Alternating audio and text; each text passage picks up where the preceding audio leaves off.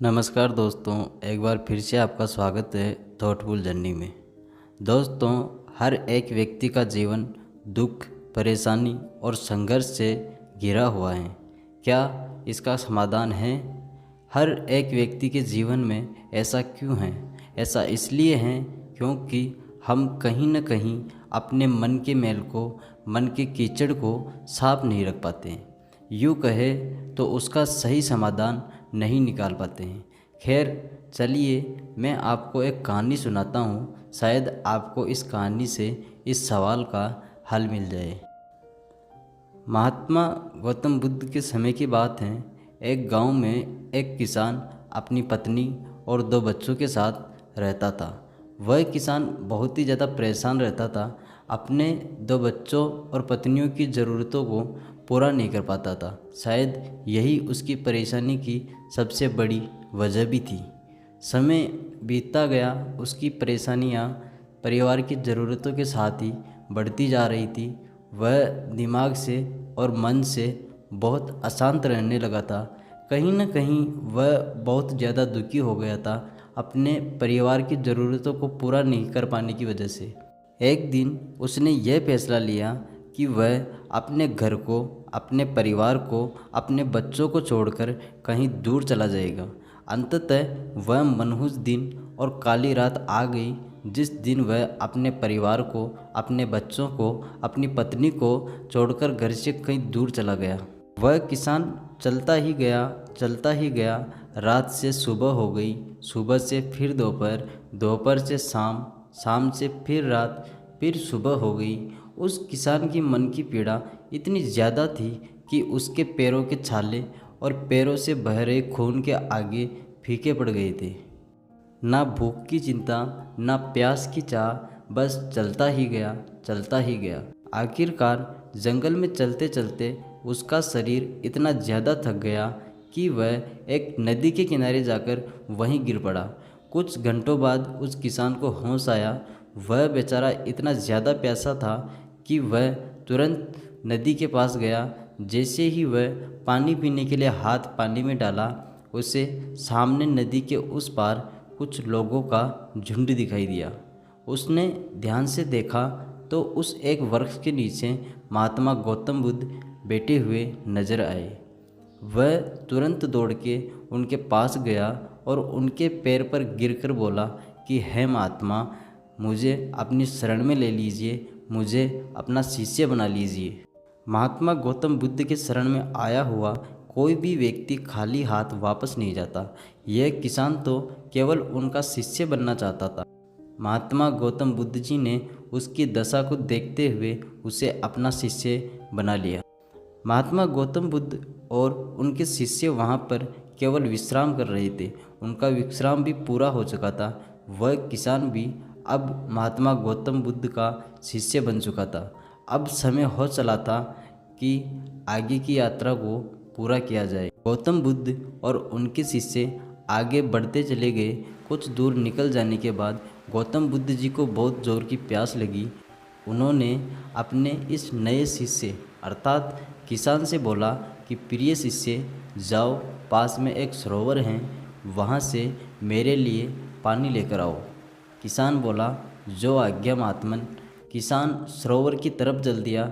सरोवर के पास जैसे ही किसान पहुंचा, उसने देखा कि उस सरोवर में बहुत सारे जानवर उछल कूद कर रहे हैं। वे सारे जीव जंतु किसान को देखते ही तुरंत वहां से भाग गए। किसान बहुत ही खुश हुआ और उस सरोवर की तरफ चल दिया पानी लेने के लिए। परंतु जैसे ही किसान सरोवर के पानी की तरफ हाथ बढ़ाया, उसने देखा कि पानी बहुत ही ज़्यादा गंदा था। किसान निराश होकर वापस गौतम बुद्ध जी के पास आ गया। गौतम बुद्ध जी ने उससे पूछा, पानी कहाँ है? किसान ने दुखी भरे शब्दों के साथ कहा, हे भगवान, मैं जैसे ही उस सरोवर के पास पहुंचा तो मैंने देखा कि उस सरोवर में काफ़ी सारे जीव जंतु उछल कूद कर रहे थे और उनके उछल कूद करने की वजह से उस सरोवर के ज़मीन के तल में बैठी हुई सारी गंदगी, सड़े हुए पत्ते उस पानी में घुल मिलकर एक कीचड़ का रूप ले लिए थे। यही कारण है कि मैं वह पानी लेकर नहीं आया, क्योंकि वह पानी नहीं कीचड़ हो चुका था। महात्मा गौतम बुद्ध जी उस किसान की बातों को समझ गए और मुस्कुराते हुए उन्होंने कहा कि मैंने तुमसे सरोवर का पानी मांगा था, मैंने यह नहीं कहा था कि पानी अगर गंदा हो तो पानी लेकर मत आना।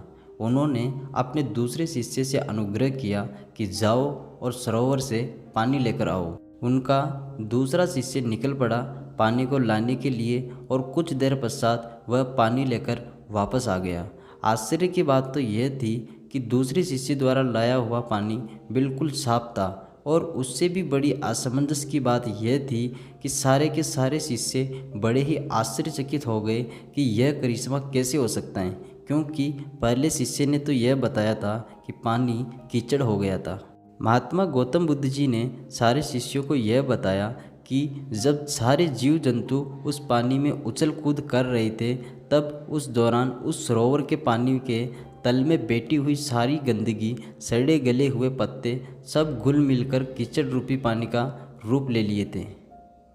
परंतु जितने समय में प्रथम शिष्य अर्थात किसान वापस आया और दूसरा शिष्य वापस गया, उतने समय में उन जीव जंतुओं के भाग जाने के पश्चात उस सरोवर का पानी धीरे धीरे शांत हो गया था। और जैसे जैसे सरोवर का पानी शांत होता गया, उस सरोवर के कीचड़ रूपी पानी में घुली हुई सारी सड़ी गली पत्तियाँ और मिट्टी धीरे धीरे शांत होकर उस सरोवर के तल में जाकर बैठ गई, जिससे उस सरोवर का पानी शांत होकर साफ हो गया और सारे गले हुए सड़े हुए पत्तियाँ भी शांत होकर आराम से उस सरोवर के तल में जाकर बैठ गए थे। प्रिय शिष्यों, अगर उस सरोवर में किसी भी तरीके का कोई हलचल नहीं होता तो उस सरोवर की हर एक चीज़ जिसको जहाँ पर होनी चाहिए थी वह वहीं पर ही रहती। उन जीव जंतुओं के हलचल की वजह से सरोवर के तल में बैठी हुई सड़ी गली पत्तियाँ, मिट्टी उस शांत पानी में मिलकर एक कीचड़ का रूप ले लिए थे। ठीक इसी प्रकार से हर एक व्यक्ति के जीवन में तरह तरह की समस्याएं, परेशानियां और कठिनाइयां आती हैं, जिसकी वजह से हमारे मन में हलचल सी मच जाती है, हमारा दिमाग और मन अशांत हो जाता है। तत्पश्चात हम कोई गलत निर्णय अर्थात फैसला ले लेते हैं। परंतु अगर हम थोड़ा समय देकर उन कठिनाइयों, परेशानियों और समस्याओं के बारे में समझने की कोशिश करें तो मन की हलचल उस सरोवर की पानी की तरह शांत हो जाएगी, जिससे हम अपने जीवन में सही निर्णय का चुनाव करते हुए उसका समाधान निकाल लेंगे। किसान को महात्मा गौतम बुद्ध जी की सारी बातें बिल्कुल साफ साफ शब्दों में समझ आ गई।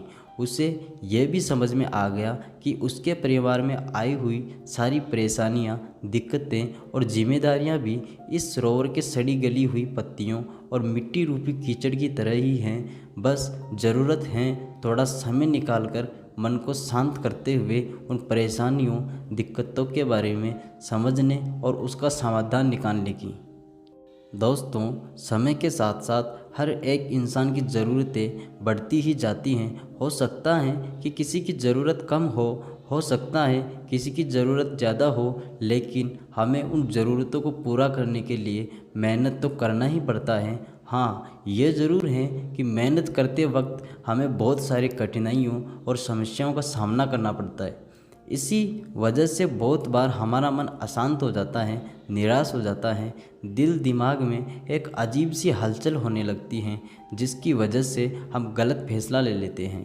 परंतु दोस्तों, हमें घबराने की ज़रूरत नहीं है, हमें अपने दिमाग को शांत करने की ज़रूरत है, थोड़ा समय देकर इसके बारे में सोचने की ज़रूरत है। इसका समाधान कुछ न कुछ ज़रूर निकल आएगा।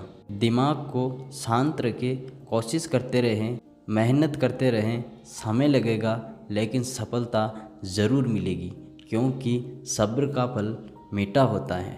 दोस्तों, अगर वीडियो पसंद आई हो तो चैनल को ज़रूर सब्सक्राइब करें और इस वीडियो में एक कमेंट ज़रूर करें और हमें बताएं कि ये वीडियो आपको कैसा लगा। धन्यवाद।